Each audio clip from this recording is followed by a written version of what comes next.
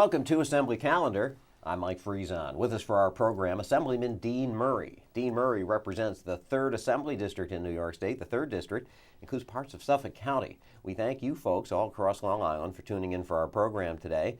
And Dean Murray, thanks for being here. Well, thank you, Mike. Appreciate it. You know, we've got still the beginning of this 2011 legislative session to acquaint our viewers with. In our last program, we saw you getting sworn in up here at the state capitol in Albany, and we talked about a little bit about our expectations of what we thought the issues were going to be during this upcoming legislative session. It all kind of pretty much boiled down to the same thing. We're going to be talking about a lot of fiscal issues this year and seeing if this new governor and this new legislature are going to be able to right the ship, and kind of using the governor's own metaphor at his State of the State address, righting the ship of state and getting things back on track. Right. I mean, he's been, as I said before, he's been speaking Republicanese. Now, is he going to walk the walk? They always say the devil's in the details. He's been saying the right things, and a lot of the rhetoric, and a lot of the things, are very well received. Now we just have to put that, the words into action and see if he does follow through. Why don't we take a look at some of what the governor said in his big address starting off this 2011 legislative session, his State of the State message to the legislature, in which he had the opportunity to lay out his agenda, or at least the themes of his agenda, to the entirety of the state legislature. The governor also invited the public of New York State into that address this year, kind of switched things up a little bit, moved it to a larger venue and such. So let's take a look and a listen to some of what was said that day here at the state capitol, and that'll get us started on this edition of Assembly Calendar. Another new year at the state capitol, bringing with it plenty of new faces. For the Constitution of the United States and the Constitution of the State of New York. And legislative leaders looking for cooperation in a diverse House. Whether it's Manhattan or Montauk or Binghamton or Buffalo, if we're helping each other, that's the message that our constituents are looking for across this state. I think we have an opportunity to take our state to a level that's never been before. New Governor Andrew Cuomo gave his first annual State of the State message. What is the state of the state? This is a time of crisis for our state, a time when we must transform our government to once again become the progressive capital of the nation. The new governor utilized a number of visuals to graphically display what's wrong with state government. Well, there were two particular points that raised my attention here, and one was when the speaker said that he would support a tax cap. That's very exciting. Now let's see it happen. The second was when the governor said that he wants to make New York more of a business-friendly state. We've been saying it all along. He said that now is the time for less rhetoric, more action. It's time for the results. Let's make it happen. The governor now prepares his first ever budget proposal. And in fact, that budget proposal will be made to the legislature really just hours from the taping of this program. Right. So we're a little bit behind the 8 ball knowing what the governor is going to be talking about. You folks, by the time you are watching this program, will have already had some indication as to the big announcements, maybe some surprises from the governor. But let's go back to a couple things. I want to talk to you a little bit about the idea of a tax cap, and that the speaker talked about it in his remarks at that State of the State address.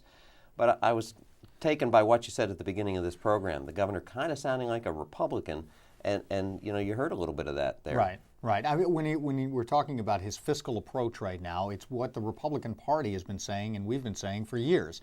Fiscal responsibility, smaller government, tightening the belt and doing more with less. This is the time, and it sounds like the governor is willing to do this and will be working together. And so it's one of those things where we always say, let's throw the letters behind the names away, get rid of the R's and D's and I's and C's and all this. Let's work together and put NY behind all the names. It's all for New York. So let's do what's best for New York instead of what's best for this party or that party. Some of the speculation on what the governor is going to be putting forth in his budget presentation, layoffs of state employees, shrinking state government. He has set up commissions on education funding, rethinking the way New York State provides its educational services. The Medicaid portion of the budget, an entire separate commission on that. A lot of governors in the state have been hesitant to even whisper about touching the Medicaid program. he's looking at an overhaul of that too. So again, it all sounds pretty familiar. You know, he needs to. When we're talking about Medicaid, whether we like to admit it or not, we are a nanny state. We have so much fluff on top. We offer so much more than is required by the federal government when it comes to Medicaid. And it comes to the point where you say, hold on, time out. You know, enough's enough, because we are just pounding the taxpayers, and it's just not fair. And we've got to be smart about this. We've got to tighten the belts. So, you know, again, I applaud him for, as you said, bringing it up, but we can't stop there. You know, the discussion's great. Let's move it into the action phase now. Now, I know you Long Island legislators are very particular about your education funding. You're very proud of your school districts and the things that have been accomplished there, and you're not afraid to say that, you know, it's worth spending a little bit on education. He's looking at, you know, mixing things up there a little bit. How do you feel about that? Well, see, that's a very good point. We are very proud of our schools. We have fantastic schools on Long Island, but here's the problem. All along, we've been saying, and no one's been listening, and I hope the governor's listening right now, we've never received our fair share in the first place. This formula, this education funding formula, the state aid formula, is flawed, because they kind of factored in, and I say they, those who put it together in the beginning, factored in saying Long Island's rich. They can afford so much more. So they skewed it that way. Well, that's not the case now. And we have not been receiving our fair share. Again, with Long Island having over 17% of the students in the state, we're getting less than 11% of state aid.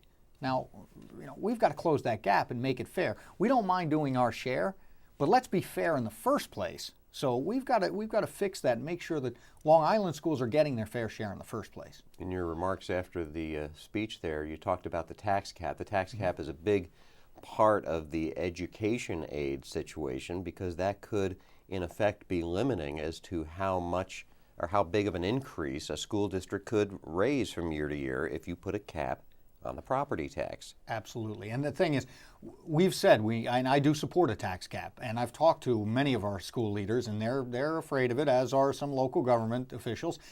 But I've said all along, and I'll say it again and again and again, we cannot have the tax cap without mandate relief. We must include mandate relief in any kind of a tax cap proposal that we have. And the reason is, if you limit the amount of revenue that they can bring in, but continue to force programs down their throats without the funding that goes along with it, I mean, the school districts and the schools, they'll lose programming for the kids. They will really hurt the educational system and the local government. So it must come with mandate relief. Yeah, Albany, state government in Albany is kind of the king of the unfunded mandate, right? I mean, absolutely. Albany will say to school districts, yeah, but you have to have this program, whether it be pre-kindergarten or something like that, or you have to provide these types of computers, or have to have these textbooks. Calculators.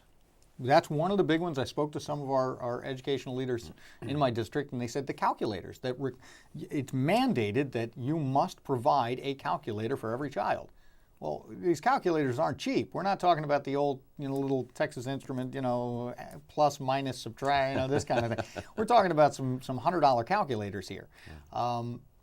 Again, it's one of those cases where we've just got to stop doing this. I even remember this coming up.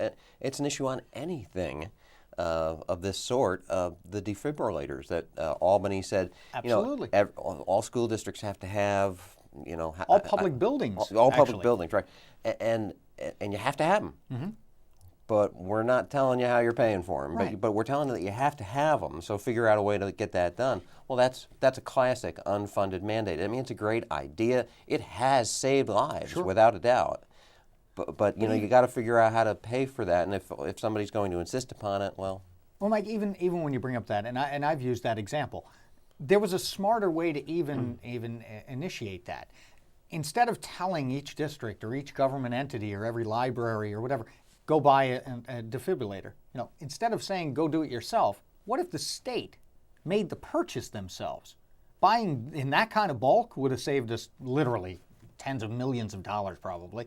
On top of that, then, the state can take a piece of the funding as well, sell it to the libraries or the school districts from the state, and at a reduced rate. It would have probably saved about 65% of the cost for all of the local entities if they simply did the exact same thing they told them to do, but did it in a smarter way.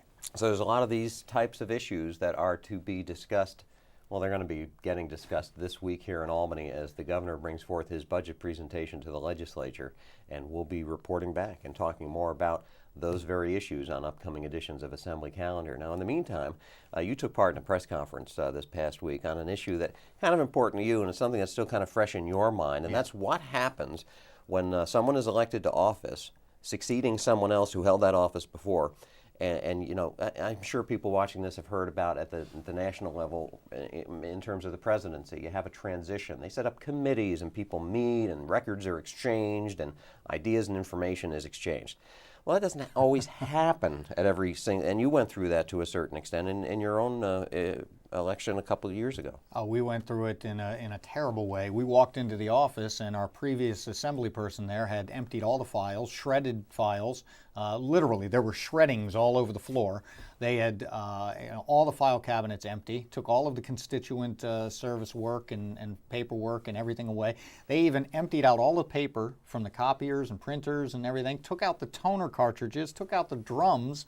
I mean, it was incredible. You know, if it wasn't so sad, it would almost be funny. But that's not the way to do business. That's not the way to treat the constituents. So you stood with Assemblyman Phil Boyle and some of your other colleagues from both sides of the aisle, and even both houses of the legislature, saying, you know what, if these records are destroyed, we could make that a crime here in the state of New York. And it should be. Let's go to the press conference, take a look at some of your remarks that day, and then we'll be back to talk more with Assemblyman Dean Murray. My name is Assemblyman Dean Murray. I'm from the 3rd Assembly District in Suffolk County, and as you can see by the pictures of my office, this is what happened when I came into office during the special election in February of last year. I mean, it got to the point of ridiculous.